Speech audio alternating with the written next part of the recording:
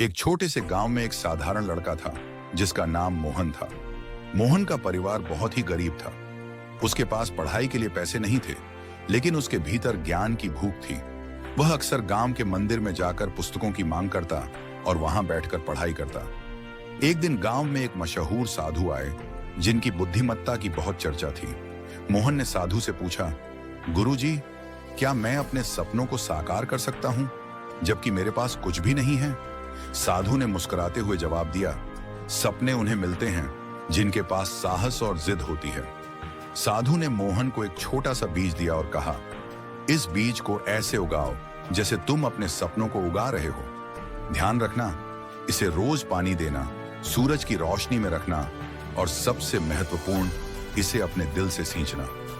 मोहन ने उस बीज को बहुत प्यार से लगाया और उसकी देखभाल शुरू की। दिन रात उसने उस छोटे से पौधे की देखभाल की, उसे पानी दिया और धूप में रखा। कई दिनों तक कुछ खास नहीं हुआ, लेकिन मोहन का धैर्य अडिग था। एक दिन अचानक वह छोटा पौधा एक विशाल वृक्ष में बदलने लगा। वह वृक्ष गांव का सबसे बड़ा और अनोखा वृक्ष बन गया।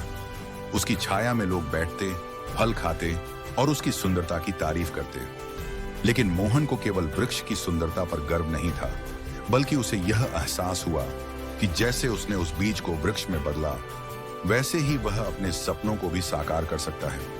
उसने समझा कि सपनों को सच करने के लिए केवल साधन नहीं, बल्कि प्रेम, धैर्य और निष्ठा की आवश्यकता होती है। वह वृक्ष अब पूरे गांव का प्रतीक बन गया और मोहन की कहानी सबके लिए प्रेरणा का स्रोत। मोहन ने साबित कर दिया कि अगर इंसान अपने सपनों को पूरे दिल से संजोता है, तो वह किसी भी हालात में उन्हें हकीकत बना सकता है।